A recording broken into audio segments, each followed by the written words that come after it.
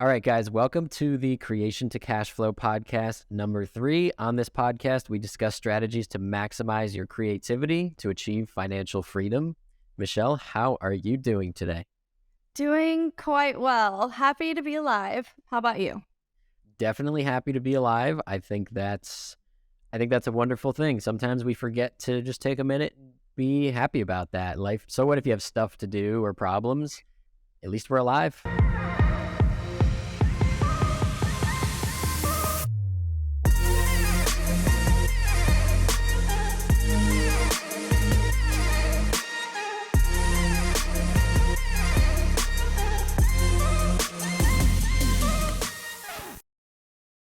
All right, today's overall topic, we're going to talk about getting started. Because if you're listening to this, maybe you already have something in the works. Maybe you're working on a way to maximize your creativity and achieve that financial freedom. Or maybe you're stuck. You've got analysis paralysis. And I feel like that happens to everybody. So I want you all to know that 1, it's normal. And 2, it's just something that we need to work through. Any thoughts on analysis paralysis, Michelle? Have you dealt with that lately or ever? Always. I mean, not always, but there's several times. I feel like there's seasons of life whenever you're like, okay, I'm going to do this. And then suddenly you realize that the path you're on shifts a little. And then you're like, oh, I have another decision to make. I don't know which option to go with, even not in my career, but in my day-to-day life. There are a lot of decisions that have to be made. And I'm like, I'm just going to stay stuck right now because I don't know what to do. So yes, the answer is yes. Yeah. I think it's something we've all gone through. I definitely dealt with it when I was starting my own business. I bought a ton of courses and spent money on mentors and things, which I think is a great idea. Like we talked about on the last one, do your time in the learning phase before the earning phase. But I found myself stuck there, and I thought I needed to know absolutely everything about business. I was like, what about taxes? Where do I find my leads? What about running ads? And I didn't even know what I was going to sell yet. And that's where my brain was taking me. Yeah. That's like the exact definition of analysis paralysis. And it's absolutely impossible to know everything beforehand. You will never know everything you're going to face. You won't be able to anticipate every problem. And you're better off just getting started, committing to your decision, and learning as you go. Yeah, I agree. I think the best story to start with is that when I was starting my own business. So picture how I felt when I was 22. I was working as a civil engineer. I was making a great salary, especially for a 22-year-old. I went to college for 4 years, bunch of student loan debt, and I was not fulfilled or happy at that job. And I was like, I know I'm capable of more. I could be helping more people. I could be making more money. I want to be a life coach. And all my friends and family were supportive. And they were also like, okay, you haven't really lived any life at all. How are you going to be a life coach? And I was like, well, I know about me. I know I am super inspirational. I'm motivational. I know how to talk to people, and I have really good habits and discipline. And that discipline, it spreads like a wildfire for me. Like when I've lived with roommates and stuff, they suddenly take on better habits and start to become better versions of themselves. So when I decided I wanted to be a life coach, I got stuck for a little bit, questioning my abilities, questioning whether that's possible, analysis paralysis, like up to here. But I just decided one day, I was like, I've had enough of this phase of thinking about it. And I got my LLC in order to just fully commit myself. I got started. I didn't know what I was going to sell yet. I was still working on that, but I got my LLC so that I knew. I was like, this is real. I'm a business owner now, and I'll figure it out. I love that. My story's a little different. I would love to hear it. So when I started my LLC in my business, I was basically being told what people needed. So in 2020, had a lot of people I knew that were small business owners that needed help with a lot of digital marketing things. And since that was my day job at the time, they were like, oh, well, I need a branding packages. I don't have a logo or anything. So I would do that for one client. Another client's like, I need a website. Another client's like, I need paid ads being run for my dance studio. So I was really not even stopping to analyze what I should do because I was just doing whatever was needed at the time.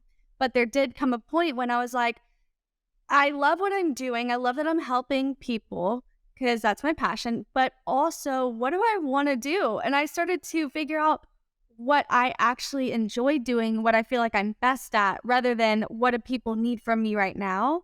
And I discovered how much I loved creating content.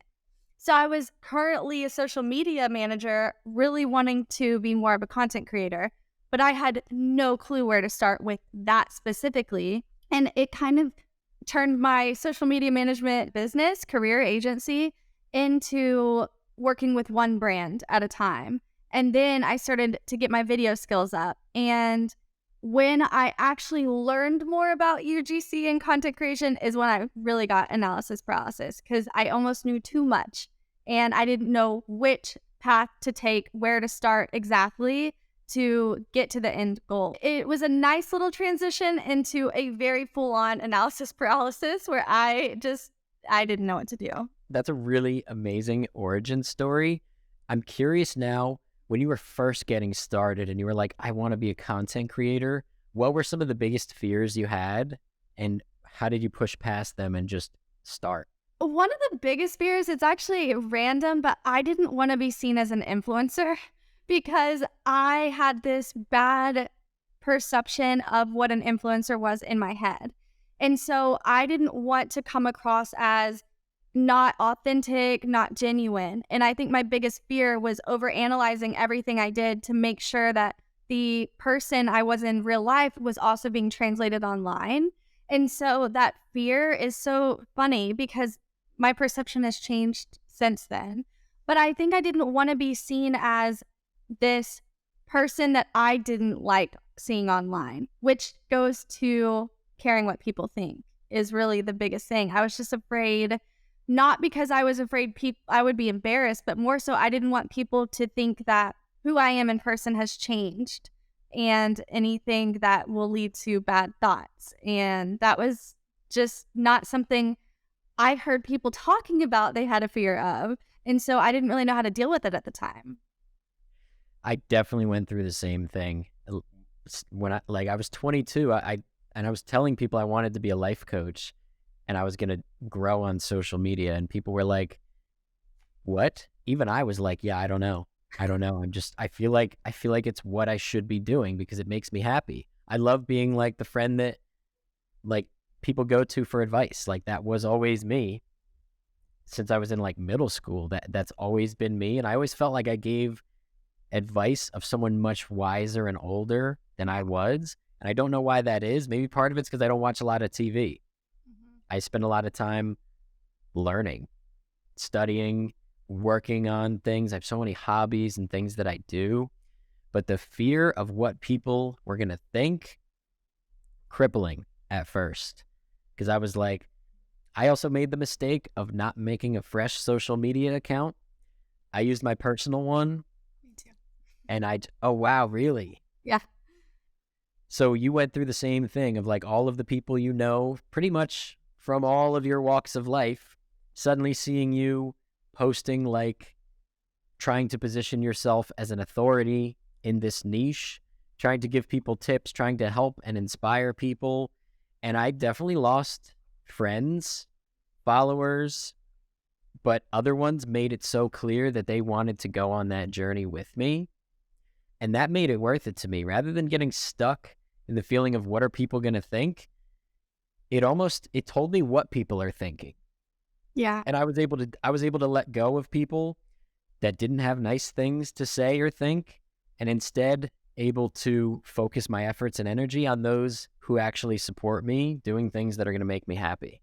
Yeah, it's true. I don't regret not starting a new one. I do wish my username was easier to say and it wasn't something I picked in high school, and I'm like almost 30 now, but I agree with you. It really shows you the people that do they want to see my highlight reel or do they want to walk on this journey with me? And those are the people I want following me on social media anyway. So that fear of caring what people think it's just gone down. Every single day it goes down to where I just want to just be me, and the people that are meant to be in my life will be there. And I think that's most important in general for everybody. I love that. I love that so much, and I couldn't agree more. Life is so short that it's like you can't let other people's opinions hold you back from doing something that's going to fulfill you and your life's purpose. What's the point of being alive if you're not going to try and do something remarkable? Well, You can't yeah. live in the fear of other people and what they think about you. Yeah, I often say other people's opinions don't pay your bills. So why are you letting them hold so much of your decision making every day? I need to get that like tattooed on my body. That's so good. I say it all the time. I love that. And I also want to make mention and remind everyone that if you live to be 70 years old, you will live 840 months, which is not a lot of time. And the first 20 years and the last 20 years, not that they don't count, but the last 20 years, you've already decided what your life will be and you're locked in. In the first 20 years, you're figuring it out. You're just trying to get by and piece yourself together. So that really only leaves you with 360 months to find and fulfill your passion, your purpose, leave an impact on the world. Not a lot of time. I've never thought about those numbers. That is not a lot of time. Months go by so quickly.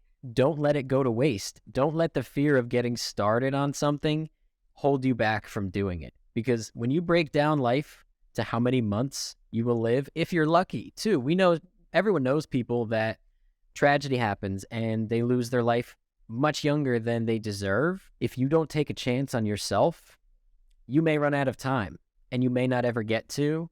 And the biggest thing that motivates me and drives me is the fear of regret, of getting further in my life and looking back and knowing I wasted time, the most valuable resource we have that you can't buy and you can't sell. It's true. Time is so precious. And I say this often too, and it really motivates me every morning knowing whatever I do, I know I'm not going to be here forever. So I want to leave whatever legacy I can to my future family. I want to be providing for them and make sure that no matter what happens while I'm here, I leave a good, positive imprint and help change somebody's life. I just want my life to count. And that's why every morning I'm like, okay, I'm going to get up and do something that's going to help one person. Yeah. Focus on what you're doing today, not the benefits to come, because they will come essentially, right? They will if you get started. So Nick, how do you suggest, I want to hear what you've done. How did you get started? What did you practically do that can help somebody who's experiencing this analysis paralysis? First thing I would do is tell them, decide on a goal. And if you don't know what your goal is or what you want out of your life, you're going to have to dive inward. Best way to do that is going to be to cut out distractions. You need to give yourself some time to reflect first. Because if you think about it, we don't give ourselves any time to reflect. Most of us can't even go to the bathroom and sit on the toilet without bringing our phone and sitting and scrolling, when that could be some of the best time for you to just think and have a moment alone with no distraction. I always try not to bring my phone. And once you start to reflect and figure out what it is you want, breaking that goal down into small, simple steps. Maybe you have a big goal. You break it down into 10 steps, assign a rough timeline or even a specific deadline for when you need to achieve each step. Add in a little bit of time, a little bit of buffer time for unexpected issues. I promise they will come up. Life will throw you curveballs. And if you get thrown off from the timeline too early, then it's a waste. So you got to give yourself a little bit of buffer time and then start executing. So what did you do when you started your 22-year-old life coach business? How did you practically go about doing that? How did you even get to where you are today? I did exactly this. So I'll walk you through that specific example. I set a goal. My goal was to make $4,000 per month. That's what I was making as a civil engineer after taxes. The goal at the top, make $4,000 per month as a life coach. So I broke that into smaller steps. The first step was design a product. What am I going to sell? Next step was test that product. Have friends and family try it out. If they're supportive enough, maybe they'll pay a low price just to help me get going, get get on my feet, or is it get off my feet?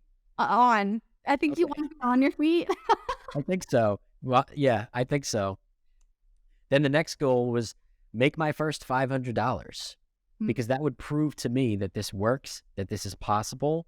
And then I would just need to do it 8 more times. And then some other steps, learn and understand marketing, figure out who is my ideal client, and just taking each of those little steps. And I had a monthly deadline for each of them. And I was generous with the deadline, but I wasn't generous with how much work I needed to do. I was like, let me give myself some time, but let me work every single day, work my 9 to 5, come home, work on this, get up early, work on it before the 9 to 5. That was my only mistake. I didn't give myself a little buffer time for problems that would come up. Like I budgeted, I think 2 weeks to set up my website, and it took me 7 because I was having DNS settings issues and little things like that. But overall, I set my goals and I stuck to them, and I did my best to stick to the timelines. And then I blinked and I was like, I have a side hustle right now that's making me like $1,000 a month. This is amazing. That's incredible, honestly. For me, whenever I did this, I mean, I've done this with a lot of things. I call it creative problem solving because I figure out what I want and then I'm like, okay, 3 things that are going to get me what I want. Now let me add 10 steps to get one of those things. That for me, it's like I write it down, but I don't look at it. I can't look at it during the process because then I'm going to be thinking, am I doing this fast enough? And I'm going to be comparing that timeline when a lot of times, even as a creative, the timeline isn't specific or black and white, and it's different for everyone. So I'm curious, did you go back and look at that often? That's a really good point you make. Yeah, I got thrown off my timeline a lot. Sometimes I would have to rewrite these things or adjust the timelines because then it just starts to hurt your feelings if you're looking at this thing and you're late on every deadline. That's why I really do recommend, if you're going to do the deadline part of it, giving yourself some buffer time for unexpected issues and lulls in your discipline, because that's going to happen. It Yeah. definitely is. But I definitely got thrown off. But I would look at it almost every morning. I would, because I was so desperate. I wasn't like, maybe I could make a little something. I was like, no, this job is making me so miserable. I need to get out of here as fast as possible. So I think the overall takeaway is that depending on what it is you're trying to build, if it's out of necessity, put those timelines and be aggressive, but give yourself the grace to change them with some buffer. Or if you're just looking to build something long term and you're not in a rush, give yourself the grace. Don't set a timeline. Do it the way that you just explained. Set goals and break them down.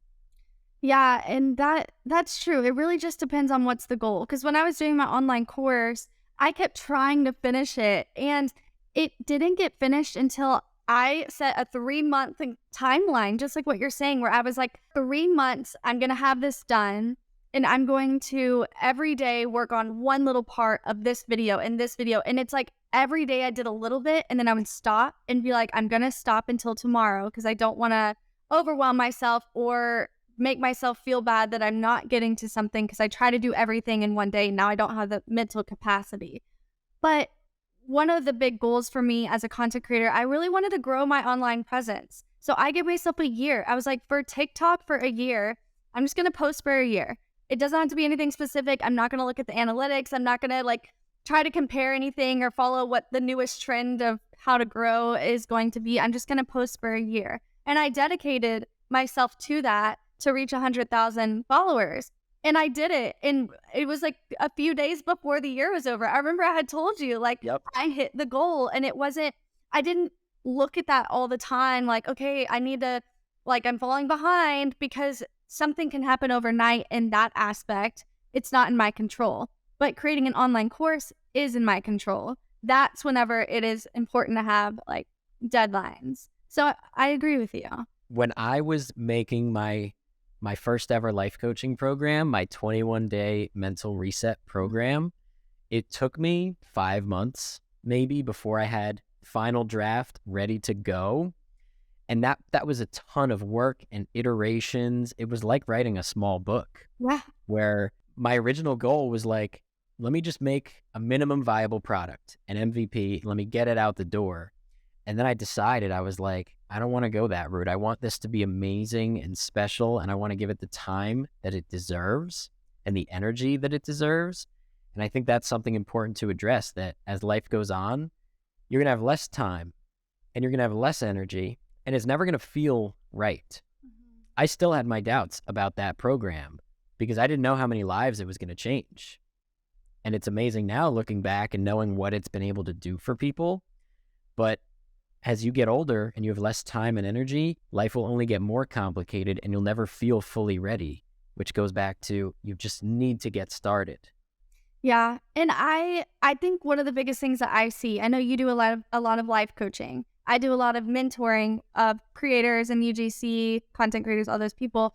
And one thing I see is that they get so overwhelmed with I can't do all these things, or they get so excited and try to do all these things and fit it into 1 month, and they're not thinking long term enough and trying to pressure themselves.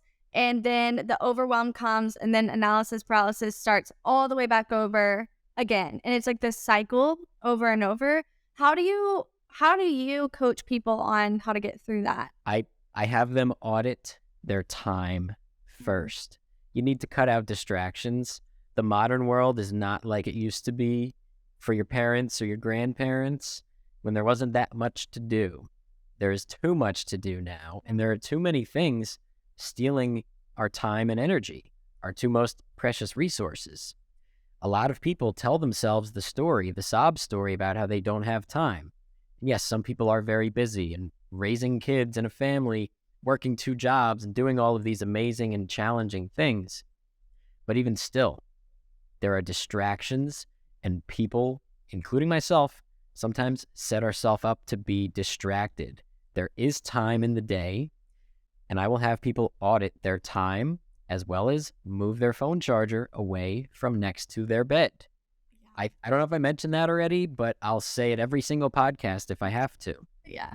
Move your phone charger away from your bed, because you will sit and you will scroll. It will be the first thing you see when you wake up, and it will be the last thing you see when you go to bed. And then your brain becomes very addicted to the dopamine rush that is social media. And you will struggle to get anything else done, because hard work, business building, monetizing your creativity, it is not going to flood your brain with dopamine. It's going to challenge you. So if you're not prepared for that challenge, you are going to struggle. And the other thing I have them do, sometimes I have them do it for a day, sometimes for a week, is audit everything they do in the day in 30-minute increments and writing it down. Usually it only takes people about 3 hours to figure out, oh my God, I waste so much time. And then they can't even bring themselves to do the rest because they're afraid to be like, wow, I do have time and I waste so much time, because there are little tasks that you can outsource and there are bigger tasks that you don't get to because of your phone. You can check your screen time and see. That's crazy, because I do every morning before I look at my phone, write out what my day is going to look like based on my overall goal. And I used to not do that. And I used to not get as much done as I can get done now. And I think that too, I used to tell myself that there were things I had to do and those were taking all my time. But really, it was a lack of boundaries that I had with specific people and things, and not outsourcing, like you just said. Like, I get meals delivered to my house every week, so I don't have to take time to cook anymore or clean because I'm not cooking. And so it's like that little thing has saved me hours that I got back where I can now do something that is my goal. And so I think that that's so important, that people understand that you can outsource if it's going to be a good return on that investment that you're making. Exactly. It doesn't do you any good to start getting your meals delivered if you're going to now use the time to scroll or watch TV. What a waste. Now you're probably spending extra money or losing money because of your cost of inaction. So I love boundaries. Boundaries are amazing. And I set boundaries not to keep other people out of my life, but to keep me rooted in my own life and my own goals.